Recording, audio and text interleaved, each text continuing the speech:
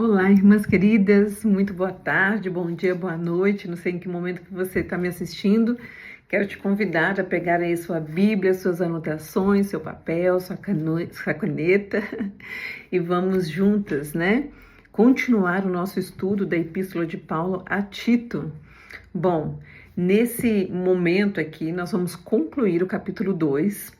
E é muito importante que ao ler esse bloco aqui que conclui o capítulo 2, nós vamos tomando nota, nós vamos ali marcando termos que Paulo usa, assuntos que Paulo usa, vai tratar, expressões usadas por Paulo, que nós já vimos na carta. Então aqui nós vamos fazendo conexões com o que já foi falado e aquilo que está sendo tratado nesse momento.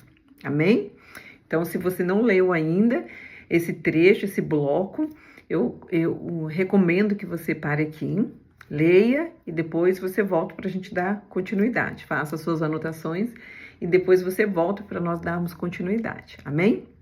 Mas para quem já fez o trabalhinho de casa, nós vamos orar agora e vamos então seguir o nosso estudo. Vamos orar juntas, irmãs?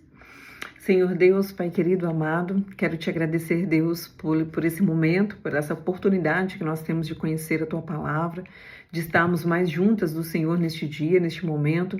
Obrigada, Deus, por todas as irmãs que estão, Pai, com muita força, com muito ânimo, com muita dedicação, se dedicando em conhecer mais o Senhor, prosseguindo em conhecer mais o Senhor. Peço que o Senhor continue fortalecendo cada uma delas e que nós possamos juntas, Deus, caminhar seguindo as Tuas boas novas, no Teu caminho, cumprindo, meu Deus, aquilo que o Senhor nos chamou para fazer, Pai. No nome de Jesus. Amém. Irmãs, pegam aí então a apostila. Nós estamos no ponto 2.6, né? E aqui o tema é o fundamento redentivo da vida transformada. O que significa isso? Significa que nós vamos falar sobre aquilo que sustenta uma vida que foi alcançada. Então, uma vida que foi alcançada, que chegou, né, diante do Senhor, que foi alcançada pela sua graça, ela está sendo a partir de agora transformada. Aqueles que receberam a graça e que responderam a essa graça, a partir de agora vivem uma vida transformada. E esse bloco aqui ele é muito interessante, porque Paulo fala de temas que nós já falamos, sobre boas obras, sobre...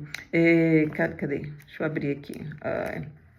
Sobre essa graça, né, revelada e estendida aos homens, fala sobre coisas muito práticas, né? Ele fala aqui, neste mundo perverso devemos viver com sabedoria, justiça, devoção, dependendo da tradução que você tem em mãos, vai usar outros termos, mas que tem esse mesmo significado. Então ele está falando de questões que ele já tratou, inclusive, anteriormente na carta, mas sobretudo é muito importante nós pensarmos que ele está falando de coisas cotidianas, de coisas concretas, da nossa vida concreta.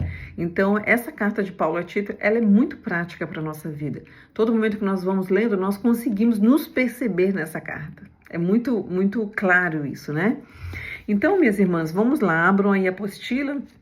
No ponto 2.6, nós falamos aqui, né, sobre essa graça. Ela não é apenas uma ideia teórica, uma coisa imaginativa, distante, mas o que nós vamos ver aqui é que ela aconteceu na história, né? Houve um momento na história, houve um tempo exato, quando Jesus Cristo veio ao mundo, pagou esse preço, cumpriu o que foi prometido, que anos antes aquele povo esperava, né? Foi cumprido em Jesus Cristo. Então não é uma ideia isolada, hipotética, mas foi algo histórico que de fato aconteceu.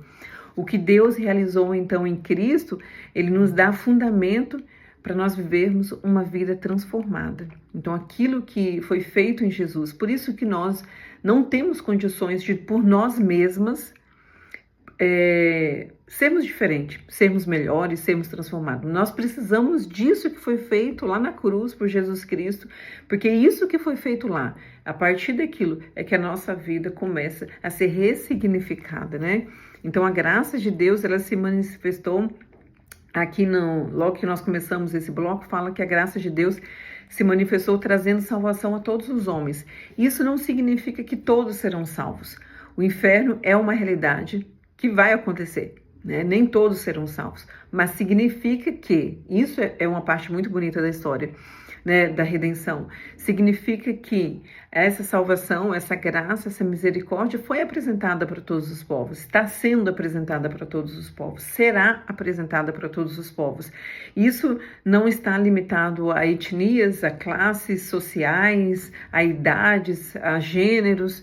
Muito pelo contrário, a palavra de Deus, o evangelho de Deus, ele é apresentado para todas as pessoas. Então, aquela promessa que nós já falamos sobre isso, que foi feita a Abraão, lá em Gênesis, né, que todas as famílias seriam abençoadas através dele, nós vimos isso exatamente. O todas aqui é todas as nações, isso aí tem que chegar para todas as pessoas. E aqui nós mostramos então a passagem de Colossenses 3:11, Isaías 49:6, Lucas 2, onde nós vamos ver como essa revelação se estende para todas as nações, né? Então é muito interessante. Recentemente eu tive a oportunidade de conhecer uma pessoa que é um estudioso, né, um historiador estudioso da vida de João Almeida, né, é o tradutor da Bíblia para o português, e é muito interessante quando nós chegamos nessa parte da história e percebemos como Deus usou homens que foram inspirados para escrever as escrituras, mas usou instrumentos também para traduzir as escrituras. E ainda mais, para o nosso contexto de língua portuguesa, é tão importante nós percebemos como que isso vai acontecendo ao longo da história. Como que a Bíblia, como que a palavra do Senhor chegou até nós?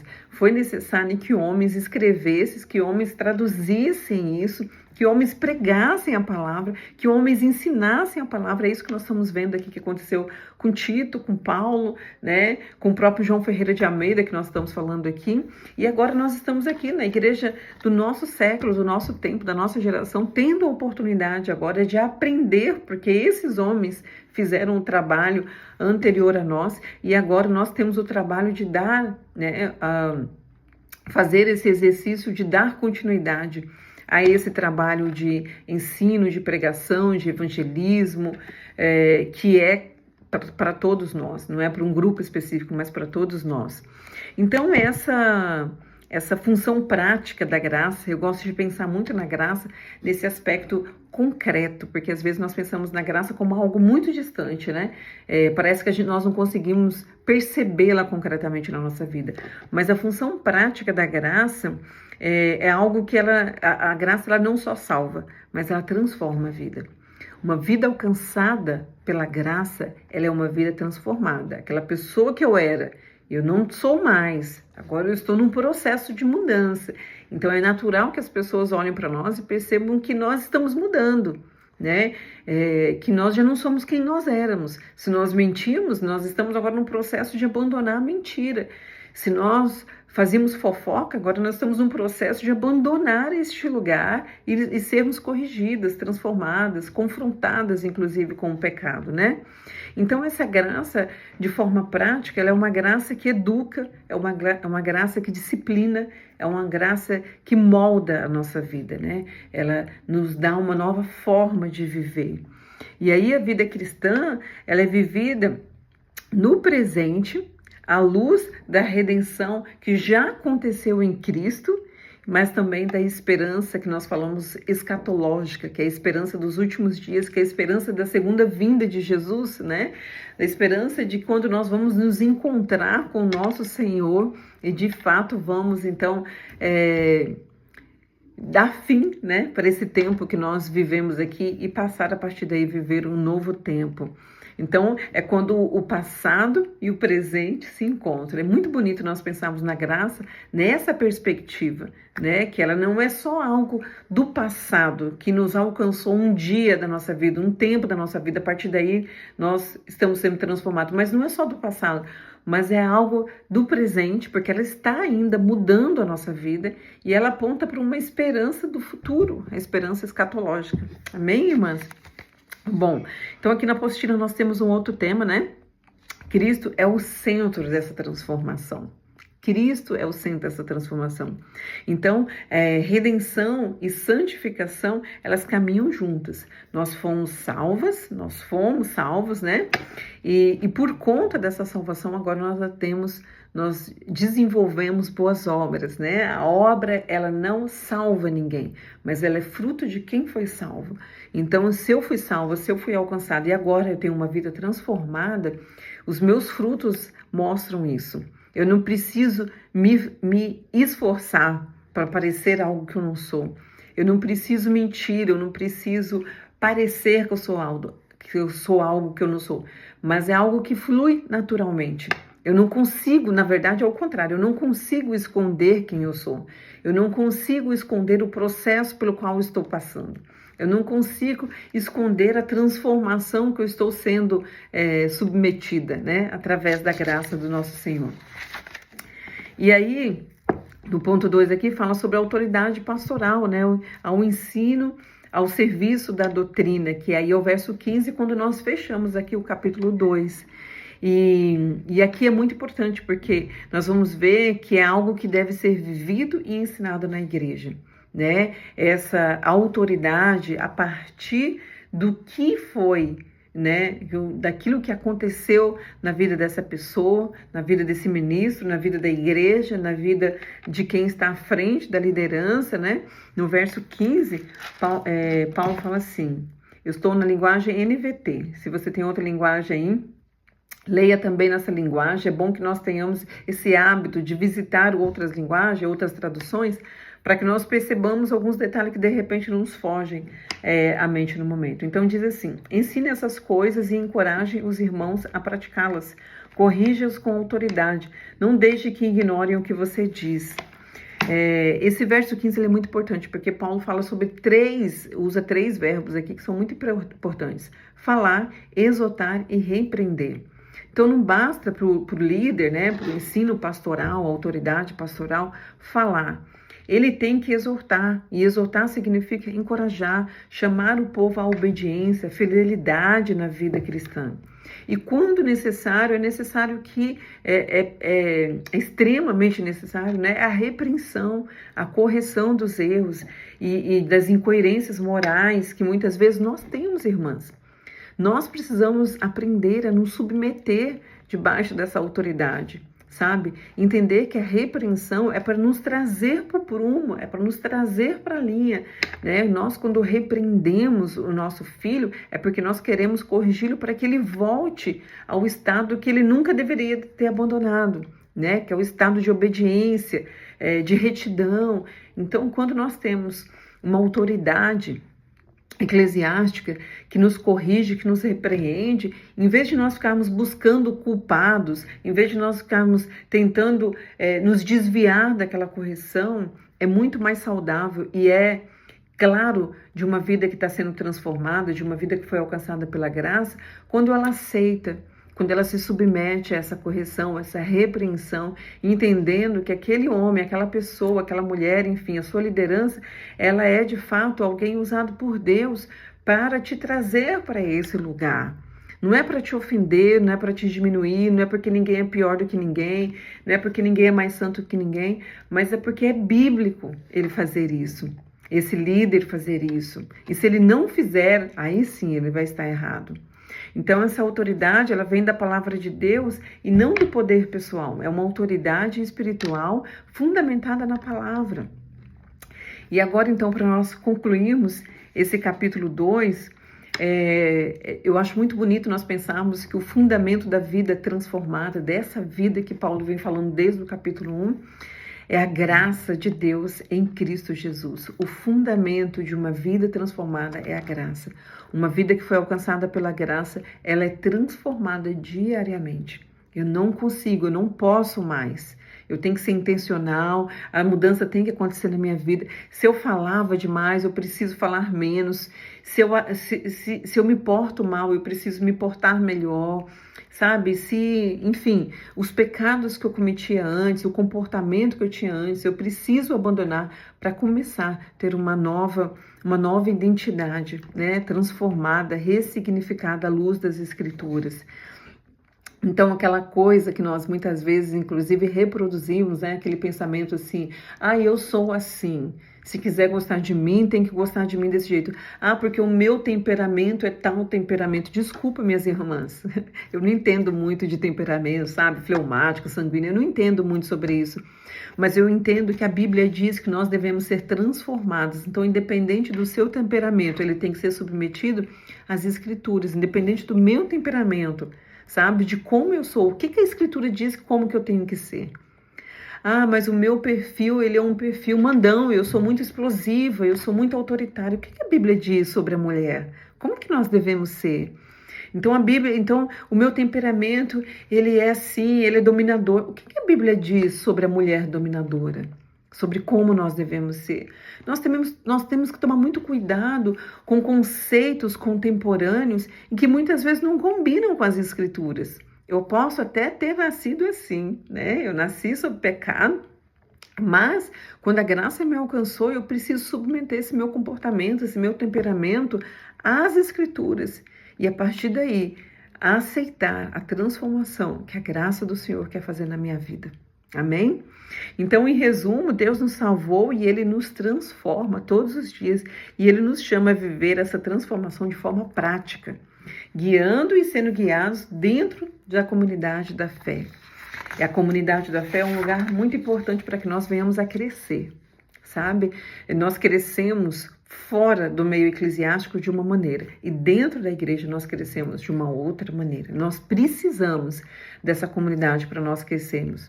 Então, Paulo orienta Tito sobre como diferentes grupos, né? Concluindo aqui o livro, ele falou aqui de homens mais idosos, homens mais jovens, mulheres, homens, servos, mulheres mais jovens, mulheres mais velhas.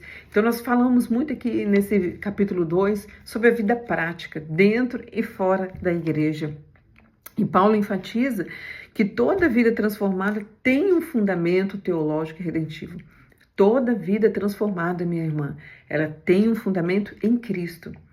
Muitas vezes nós olhamos para algumas pessoas pensando assim, olha, ela é tão boa, não parece tão correta, ela só precisava conhecer a Jesus, ela só precisava... Então, ela não tem um fundamento. Desculpa, mas eu preciso dizer que ela não tem um fundamento, porque o fundamento é a graça do Senhor Jesus Cristo, tá? Então, por isso que quando nós chegamos, a nossa estrutura é abalada, porque nós temos... muitas áreas da nossa vida, muitos aspectos da nossa vida que precisam ser transformados, se não todos, tá? E essa vida transformada, ela só pode ser modificada através desse encontro com Jesus. É quando Jesus entra na minha vida e ele começa a mudar todas as coisas, a trazer para fora. Sabe, tem épocas na vida da gente, irmãs, que nós passamos por momentos que parece que Deus está tirando tudo de dentro. Parece que tudo que a gente faz, tudo que a gente é errado. E eu quero te consolar. Bem-vinda ao time. Eu passei e passo por isso todos os dias. Parece que quando eu acho que eu estou certa, eu estou errada. Sabe o que isso significa? Que é Deus trazendo para fora as coisas que precisam ainda ser mudadas, ser transformadas na minha vida. Eu preciso aceitar, se a minha vida foi alcançada por Jesus, eu preciso aceitar que Ele quer que ela mude, que minha vida seja transformada. Então, a graça que se manifestou lá em Cristo, ela traz salvação, mas ela traz uma nova educação para a nossa vida, uma transformação, para que todos aqueles que creem sejam, então, formados, sejam transformados através de Jesus. Então, ele conclui aqui lembrando que a doutrina não é apenas ensinada, mas ela é vivida e ela é transmitida dentro da comunidade da fé. Esse é um lugar, por isso que eu tenho muita dificuldade em acreditar em vidas, né, numa vida cristã longe da igreja, longe da comunidade eclesiástica, porque nós precisamos, enquanto igreja, sermos formados, sermos orientados, sermos disciplinados, sermos corrigidos, sermos amados, sermos amparados, sabe? Existe muita coisa que só é feito no meio da comunidade da fé. Não saia desse lugar, irmã.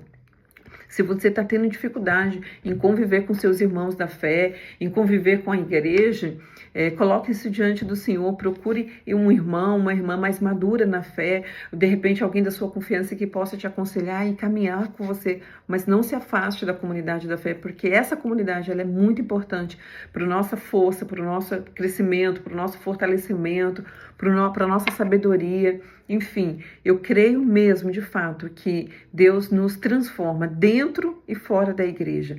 Mas existe um lugar muito especial dentro da comunidade da fé, que é só nesse lugar que nós alcançamos lugares que Deus quer que nós alcancemos. Amém? Então, nós concluímos aqui o capítulo 2. No próximo, nós já vamos abrir o capítulo 3. Já estamos mais pertinho do final. E eu sou muito grata a Deus por cada irmã que está presente nesse estudo. Tenho certeza que Deus tem transformado a nossa vida a partir do conhecimento da sua palavra. Amém? Um beijo no coração, fica com Deus e até o próximo.